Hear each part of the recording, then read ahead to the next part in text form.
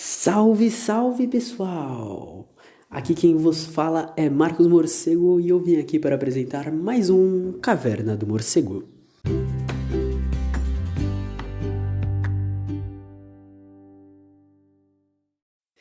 E hoje dando início a um projeto que eu estava ansiosíssimo para trazer, que é o projeto Análise Literária. Todos os livros que eu leio, eu sempre vou colocando minhas considerações, fazendo resumo, colocando, sabe, tudo no papel, anotando, colocando no próprio livro, porque papel é feito para ser riscado.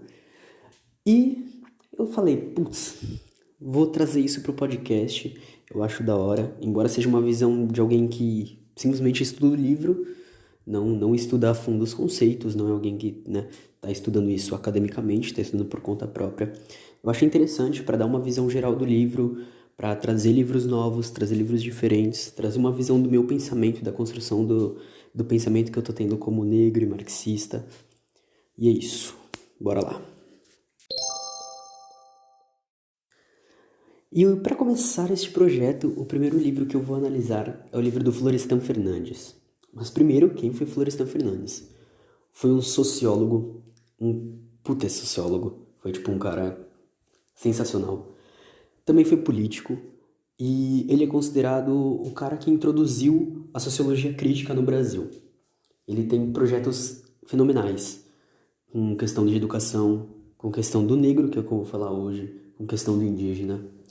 E o livro escolhido dele é Negro no Mundo dos Brancos. Florestan Fernandes está fazendo uma análise do período pós-escravidão e começo da Era Vargas, né? Ele escreve esse livro entre os anos 1940 e 1950 e logo na introdução ele já traz a questão da situação do negro. A primeira análise que ele faz é a situação do negro em frente da concentração de poder, de riqueza e de prestígio, que tem uma padronização branca. A gente tem uma pluralidade racial aqui no Brasil, só que o padrão ainda é o embranquecido. É aquela visão ideológica mais próxima da visão do europeu. E ele traz justamente isso, da gente entender a pluralidade racial aqui no Brasil, a gente entender os grupos que existem aqui, a gente entender como é necessária a união desses grupos para ocorrer uma revolução, uma mudança no sistema, para a gente atingir um primeiro passo de mudança. É muito interessante isso que ele traz, porque assim como quando a gente pensa em África, traz muito de um pensamento unitário, quando a gente pensa no Brasil, a gente também ainda tem uma visão do negro como, o negro é o negro. Sem fazer os recortes existentes dentro dessa raça, dessa etnia. Assim como quando a gente pensa em indígenas. O indígena é o cara que tá pelado com cocar, ou é o cara que tá lá na cidade que agora dirige carro. É toda uma visão formada, baseada em estereótipos. É toda uma visão que traz tudo isso. Nós não olhamos para o nosso povo com essa pluralidade que ele realmente tem.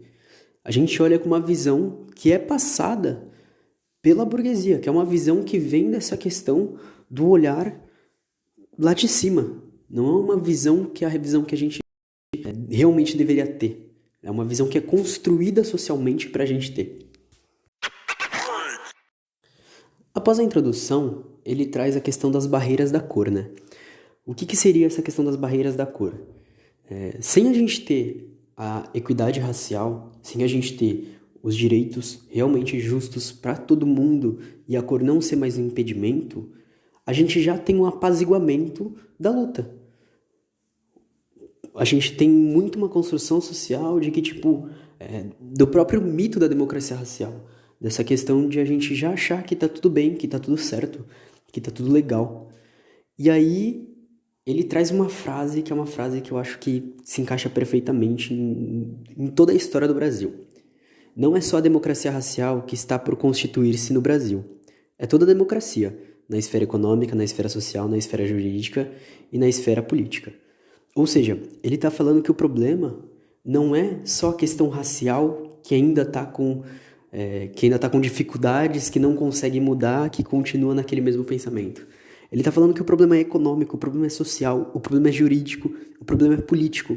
O problema Então, acaba sendo no sistema, na formação desse sistema, na criação desse sistema, em como esse sistema surge, em como esse sistema se fixa.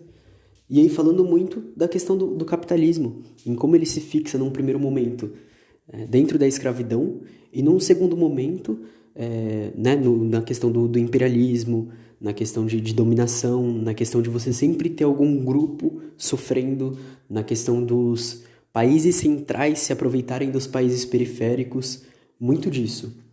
E aí ele traz essa parte muito importante. E aí ele entra na questão do preconceito de não ter preconceito. O brasileiro, ele se condena a repetir o passado. A gente tem uma mudança psicossocial, uma mudança sociocultural, mas não é uma mudança realmente mudança. É algo que é tipo, a gente muda um pouquinho aqui, porém a herança cultural, o modelo como um todo se mantém. Acaba continuando isso. A gente rompe com a escravidão, a gente entra na universalização do trabalho livre, mas o padrão continua sendo aquele padrão tradicional, real, padrão imperialista da época da escravidão, e também a ordem racial se mantém.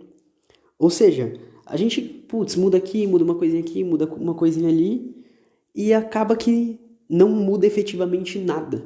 Permanece o mesmo grupo concentrado no poder, permanece o mesmo grupo com a dominância de tudo. Isso é um ponto importante. E ele traz uma frase que é que esquecer o passado, deixar que as coisas se resolvam por si mesmas. A gente acaba sendo ensinado a fazer isso, né? Quando a gente vê, tem muita gente que fala, não, mas a escravidão já foi, mas a escravidão já passou, a escravidão já aconteceu. Isso é história, isso é só pra gente entender o que aconteceu antes. Mas a gente tem que entender que tudo aquilo, tem que entender todas as consequências daquilo, todos os efeitos. E se perguntar sempre, continua algo até agora? E se continua algo até agora, como que a gente faz para mudar isso? Como que a gente faz diferente? Eu acho que é um ponto extremamente bom que ele toca disso. E aí também ele já entra na questão do mito da democracia racial, né? Que quando a gente teve a abolição, a gente não teve nenhum ajuste da condição do negro. Então, o negro que antes era escravo, ele não consegue arrumar trabalhos bons, ele tem dificuldade em achar realmente uma moradia que, seja realmente boa, até porque ele não tem dinheiro, ele tem dificuldade em alimentação.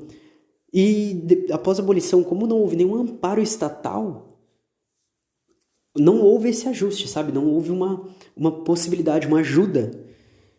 E aí ocorre um processo de miscigenação muito forte, muito forte.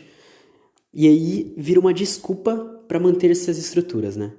Porque o que acontece? Uma frase que a gente ouve muito hoje em dia. Não, mas não tem mais nem negro, nem branco, ou não existe mais branco, porque todo mundo aqui é miscigenado, todo mundo é misturado e tudo, é todo mundo da mesma cor, é todo mundo do mesmo povo.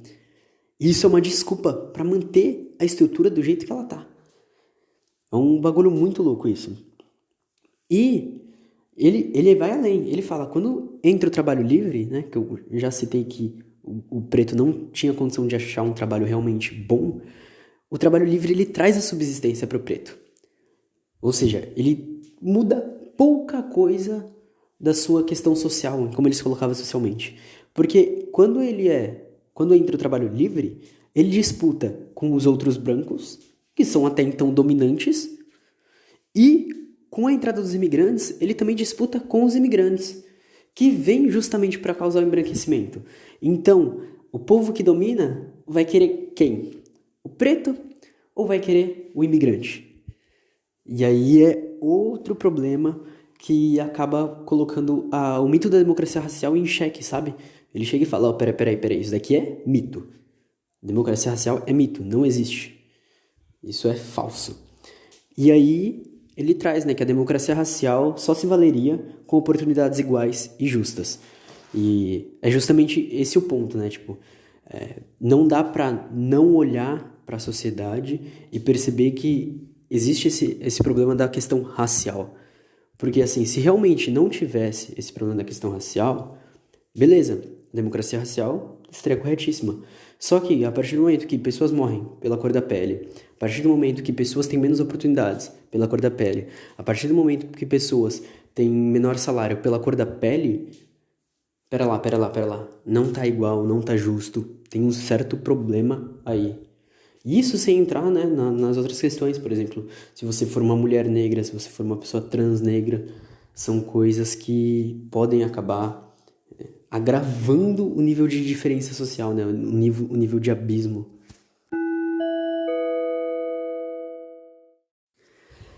Antes de começar, eu já queria falar que se eu utilizar a palavra mulato ou algum outro termo assim, é porque era o que era utilizado na época, é o que o Florestan Fernandes traz nos textos dele, né?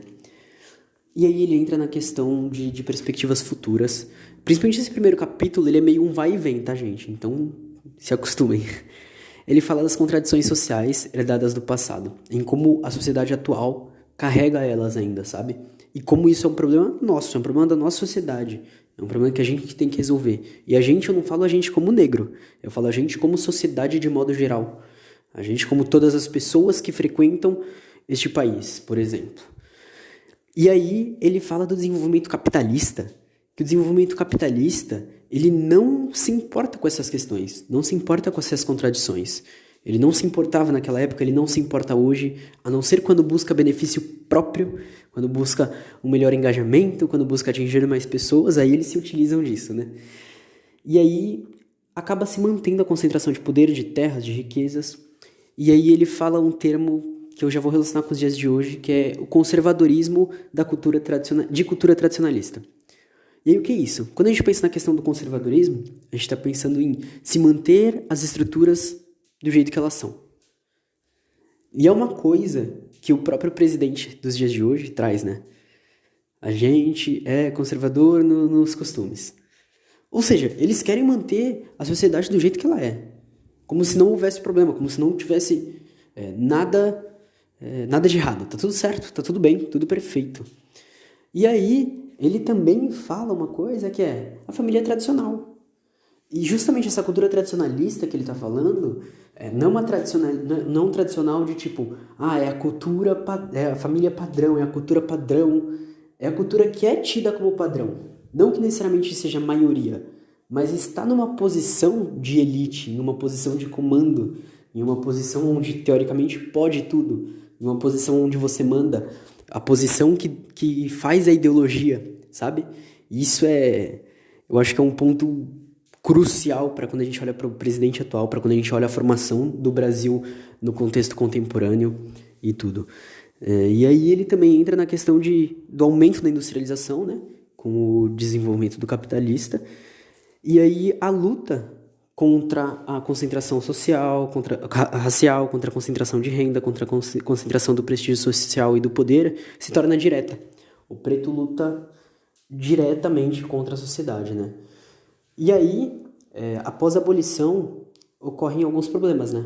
Como, por exemplo, o negro ele acaba vivendo em uma dependência social. E aí, o que seria isso? Ele não tem uma estrutura de organização. Os únicos meios que ele tem são a autoeducação, o autoesclarecimento em escala coletiva.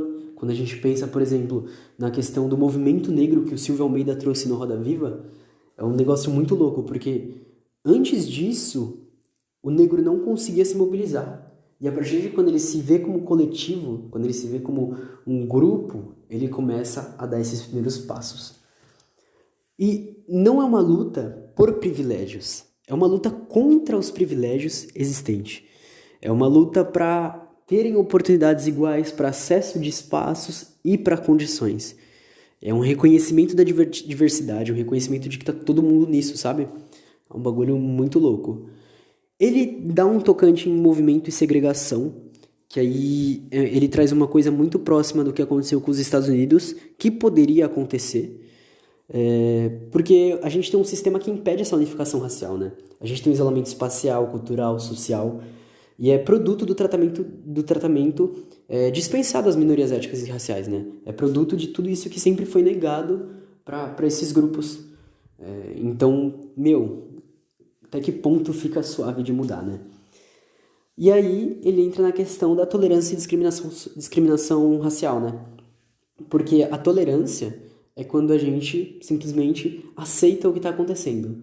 E a democracia racial é quando a gente altera o sistema do jeito que ele é e realmente atinge uma democracia. Porque a gente tem um padrão de relação social que ainda é o padrão da sociedade escravista.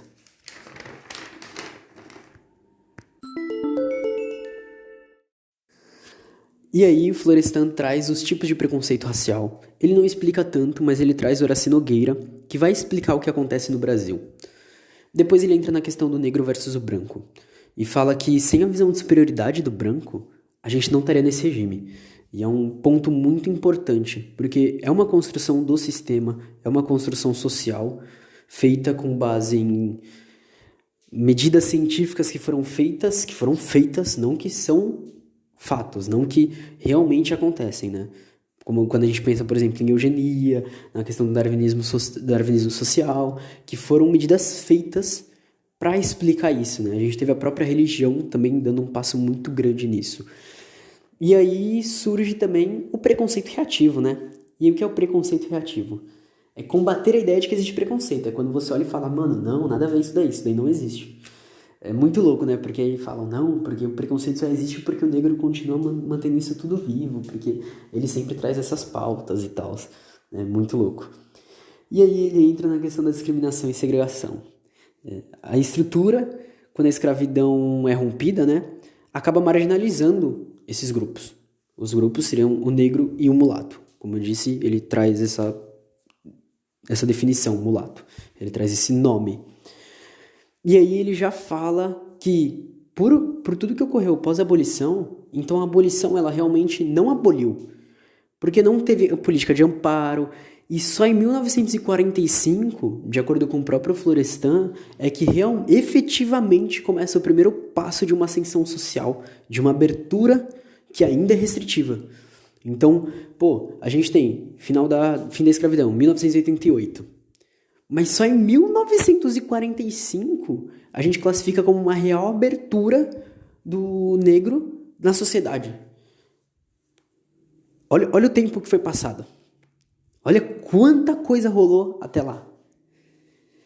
E aí ele traz o próximo capítulo, a segregação dissimulada, né? Onde é preciso extinguir o padrão tradicional. A gente precisa, nós como negros, precisamos nos preparar para mudar. E os brancos precisam se preparar para ajudar. Isso é um ponto muito interessante, que é a questão de como a luta, ele traz como a luta, na visão dele, tem que ser feita. Que não é uma luta onde o negro tem que lutar. Não, é um problema da sociedade. É um problema que os brancos criaram e é um problema que os negros sofrem. Então tem que ser uma luta contra o sistema em conjunto. Tem que ser uma luta antissistêmica, tem que ser uma luta anticapitalista, tem que ser toda essa luta e essa, entre aspas, que eu vou trazer aqui, união. Agora, iniciando o segundo capítulo, mobilidade social e relações sociais. O drama do negro e do mulato numa sociedade em mudanças. Ocorre durante um período na história do Brasil um índice de ausência de preconceito e discriminação, né? Então foi um tempo ali, alguns meses, onde parecia estar diminuindo isso, o índice de preconceito e discriminação. E aí, nesse ponto, é o começo de uma ascensão social. E foi um momento onde as pesquisas indicavam que, tá acabando o racismo no Brasil, tá diminuindo. E foi um ledo engano, né? Foi algo temporário que depois já acaba sendo quebrado, né? O abismo entre ideologias e utopias e a realidade realmente exposta é muito grande. É um abismo que é feito pela mentalidade branca, pela mentalidade escravista, que eles trazem uma coisa, mas quando a gente olha a fundo é outra, né? É um bagulho muito louco isso, muito louco isso. E o Florestan fala da abolição como se fosse uma revolução burguesa, por causa das consequências que foram tiradas dela, né? A força da competição com o branco, com o branco, porque o negro disputa com o branco brasileiro e com o branco imigrante, e a concentração racial. Ele apresenta inclusive dados sobre escolaridade, renda, quem detém os meios de produção, né, quem são os empregadores e quem são os empregados. Ele também traz a questão das regiões, mostrando dados realmente assim que tem que ler o livro para entender, porque são muitos dados, não vale a pena eu trazer aqui, mas são dados que te dão uma outra visão de mundo, sabe? Realmente quando você olha assim, você fala, caracas, essa que foi a construção do Brasil pós-abolição? E aí você fica, putz, grila, entendi. E aí ele já entra na questão psicossocial, né? Que quando a gente não atinge certos objetivos, a gente acaba se rebaixando. E é um bagulho muito louco isso, muito louco isso. E só voltando um pouco na questão da Revolução Burguesa, é importante quando ele traz isso, porque a gente está pensando em mudanças do sistema, né? Como, por exemplo, acabou a escravidão e agora a gente está no primeiro ponto da nossa Revolução Industrial. Então, já foi uma baita de uma mudança, já é um bagulho totalmente diferente e tal. Só que a estrutura se mantém a mesma. E aí é justamente isso que ele traz, tipo, quem estava no poder antes fez uma mudança no sistema para continuar no poder. Então ele traz essa questão de revolução burguesa. E para além da pobreza, o negro e o mulato no Brasil acabam sofrendo com a negação do racismo. O racismo estrutural ele está sempre se adaptando e se atualizando.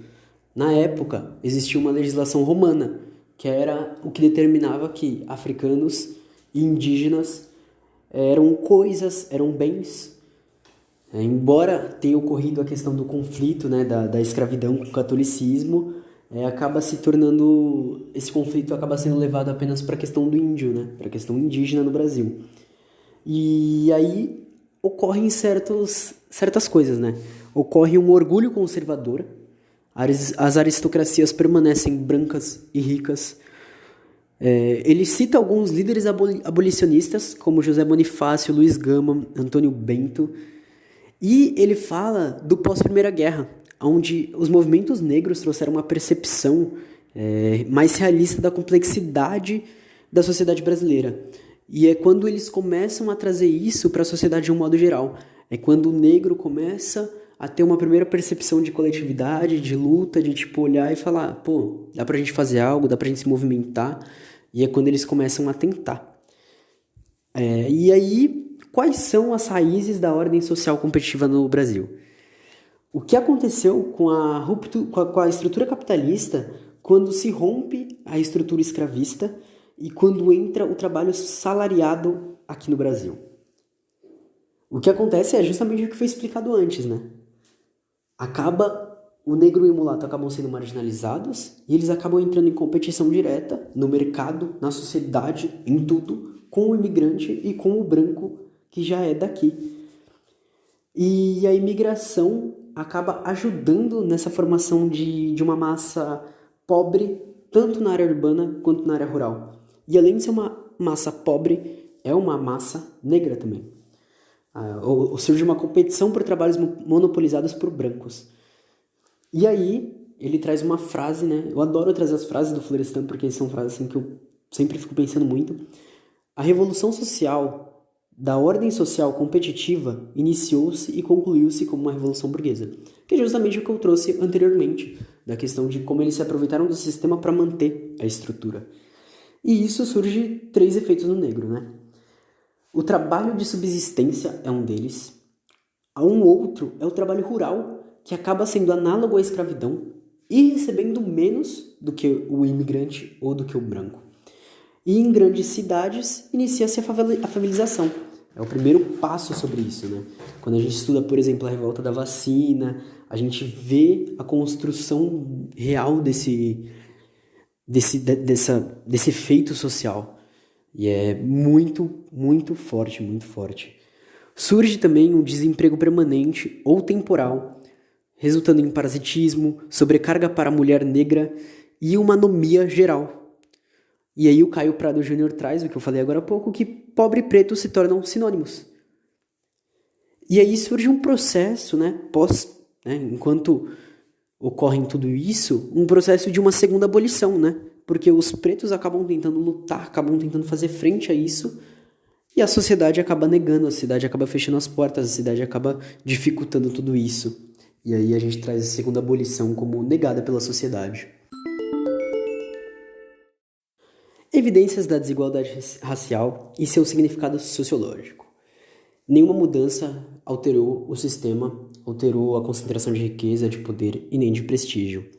A escolaridade dos empregadores, inclusive em estados de maioria preta, se manteve do mesmo jeito. Ele faz uma comparação do Rio de Janeiro com o Ceará, por causa da questão de população negra e população branca, e ele mostra que, independente da concentração de raça, a concentração de poder e de riqueza sempre se mantinha no mesmo grupo. É muito pesado isso. E aí ele traz um modelo brasileiro de preconceito e discriminação racial. O Costa e Pinto fala da persistência de atitudes e orientações raciais dos brancos.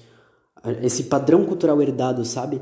A relação que antes era escravo e senhor se torna liberto e branco. E num país como o Brasil, que sofre de um capitalismo dependente, é muito mais difícil isso. E surge o enfrentamento da supremacia branca, que até muito tempo era, né? Durante um tempo é disfarçada, depois mostra as caras, depois disfarça de novo, depois mostra as caras. E, é um bagulho louco isso, né? Quando a gente pensa na questão dessa supremacia branca, que muitas vezes passa despercebido. Mas tem momentos, como o que a gente está vivendo hoje no Brasil, que está muito escancarado. Muito escancarado. E aí a conclusão disso, né, é que as sociedades capitalistas e as classes são o problema social.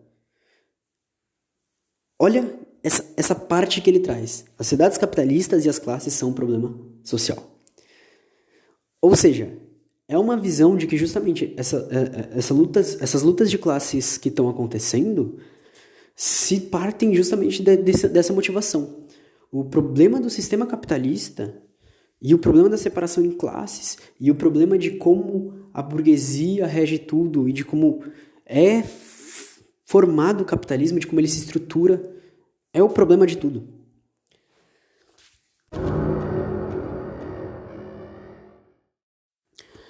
Imigração e relações raciais. Quando o sistema era de escravidão, a imigração não era beneficiada. Com o trabalho livre e o capitalismo do jeito que ele veio, pós-abolição, a imigração se tornou praticamente um pressuposto para isso acontecer, sabe? Foi uma coisa que aumentou todo o processo que já estava acontecendo. E aí, entrando nessa questão de imigração, tudo, né? Ficam algumas perguntas que, assim, lendo você consegue responder tudo, mas eu sempre gosto de fazer essas reflexões toda vez, que é como isso afetou a economia diretamente, qual foi a primeira reação dos negros, como que se deu isso, e o que aconteceu com os temas de relações raciais. Quando a gente vê que praticamente nada muda, só ocorre, quando a gente pensa, por exemplo, em economia, uma concentração ascendente muito grande de renda, de riqueza nas mãos daqueles que já tinham, né? E aí, com o desalojamento das populações negras, o que acontece? A urbanização em grandes capitais acaba sendo muito um processo de europeização. Os centros pegam esse caráter europeu e os negros são afastados, os mulatos são afastados, as pessoas mais pobres, inclusive brancos pobres, são afastados desses centros, dessa sociedade. E aí as atividades principais são direcionadas para os imigrantes e outros brancos, e o negro não consegue se ajustar, né? Como já foi muito dito sobre isso. E aí acontece um cataclisma social. E o que seria o cataclisma social? É como se desaparecesse da sociedade, sabe? Com um estilo de vida miserável e desorganizado, e como se literalmente desaparecesse da sociedade. E uma das reações do negro, que é uma coisa que eu vou até ler uma citação de um ex-escravo, é o inconformismo. E fica aqui a citação. Senhor é bom, não nos maltrata, mas Senhor, que ficou rico e feliz, dá terra ao estrangeiro, paga-lhe o serviço e deixa-nos como dantes. Ele está falando da comparação dele, da situação dele pós-abolição e do estrangeiro. Porque o estrangeiro chega agora e o estrangeiro ganha terra, o estrangeiro ganha um trabalho onde recebe bem. Claro que não num primeiro momento, quando a gente estuda, mas consequentemente ele acaba sendo mais valorizado. E o negro se encontra numa posição muito próxima da posição que ele já estava. E aí, né, o negro ele ainda é trazido como essa questão de irracional e de uma pessoa que só pensa em ser livre, tipo, livre de tudo, livre do trabalho. Mais pra frente eu posso trazer outro livro que ele vai falar muito sobre essa parte, sobre isso que acontece. Só que a gente tem entre 1927 e 1948 algumas alterações, como a Frente Negra Brasileira, que é extinguida em 1937, e a gente tem o Manifesto Agente Negra Brasileira, que é um ataque aos fatores e efeitos que mantiveram a desigualdade. É um bagulho muito louco, porque é um manifesto que ele traz à tona todas as discussões que o Brasil se propõe a não discutir de jeito nenhum. É um manifesto que, se você pegar ainda nos dias de hoje, tem gente que não gosta de discutir isso. É muito, muito bom esse manifesto, muito bom esse manifesto. E aí, em 1940, acontece a segunda revolução industrial aqui, que é quando começa a surgir esse novo negro, né, que em 1945 tem uma entrada efetiva na sociedade, que ele acaba se ascendendo socialmente e ele adquire um pensamento egoísta e pessoal. Ele naturaliza o conflito, ele acaba se afastando dos outros negros porque ele já conquistou o espaço dele. E ocorre o isolamento dele mesmo porque os outros brancos que estão na mesma posição social que ele ainda o veem como inferior por ser negro. Isso é um ponto extremamente importante. E aí um bagulho muito importante que ele traz é que o imigrante vem e ele traz uma visão eurocentrada, né? Do negro sendo inferior biologicamente, culturalmente e psicologicamente, fundamentando e legitimando a estrutura social cristã. E ele traz uma frase: não existe lugar para o negro. E, assim, essa frase ela reflete muito o que aconteceu com a sociedade, como, por exemplo, quando a gente falou de cataclisma social. E ele entra no final do livro dele, mais na área de ciência e cultura, são áreas que eu acho extremamente importantes trazer. Como, por exemplo, ele fala da importância das ciências sociais. Ele fez FIFELESH na USP. Bom, eu já falei sobre ela aqui, é uma paixão realmente que eu tenho. E ele fala sobre a questão da raça dominante, elaborar a ideologia e a utopia racial. Então, eles têm a raça dominante, que na verdade seria a classe dominante, que é a classe burguesa, que por consequência no Brasil e até certo ponto na América Latina é branca, tem o controle da cultura, da informação e do conhecimento. Isso é um ponto extremamente importante. E os movimentos sociais, eles adquirem um poder de consciência, sabe? Surgem pesquisas, surge, por exemplo, o FHC fez pesquisas nesse âmbito, foi um dos primeiros a fazer. E surgem diversos movimentos que trazem dados, que trazem fatos e entram em combate direto com os pensamentos negacionistas existentes, sabe? Existe justamente essa luta, só que ainda existe um problema de força e de organização. Por causa de tudo que foi feito, por causa de negligência dos brancos, porque o negro estava para fora do sistema. Então é uma questão de estrutura, da população, das políticas sociais, e precisa romper com o passado, precisa de uma revolução contra a ordem, contra os padrões, contra a ordem com padrões efetivos e de ações democráticas. E ainda nesse negócio de ciências sociais, que ele traz a importância, é justamente para a gente entender a singularidade brasileira, a gente entender o que a gente tem aqui, como que é esse povo, que é totalmente plural, e como que se dá a luta deles, como que pode ser feita, inclusive trabalhando com a união de cursos. Ele fala que não adianta história só estudar história. História tem que ter contato com as letras, tem que ter contato com as ciências sociais, tem que ter contato com a psicologia. E vice-versa, precisa ter essa mistura, essa confluência de cursos, sabe? Essa junção. Precisa estudar aqui, estudar ali, para ocorrer um real entendimento. A gente tem que lembrar que a gente é uma junção de culturas, como ele mesmo traz, um cadinho de cada. E os conflitos liberais e as estruturas não servem para as classes mais baixas. Isso tem que ser muito claro e muito bem entendido, que não adianta se manter dentro desse sistema, porque é um sistema que vai justamente contra a ascensão desses outros povos, vai contra um ideal claro de justiça, contra o ideal real de justiça. E aí o regime de classes mantém a estrutura. E o novo negro que está crescendo naquela época, ele, por querer ser alguém, acaba abandonando a luta. Isso é uma coisa que o sistema faz. Isso é uma coisa que o sistema quer que seja feito.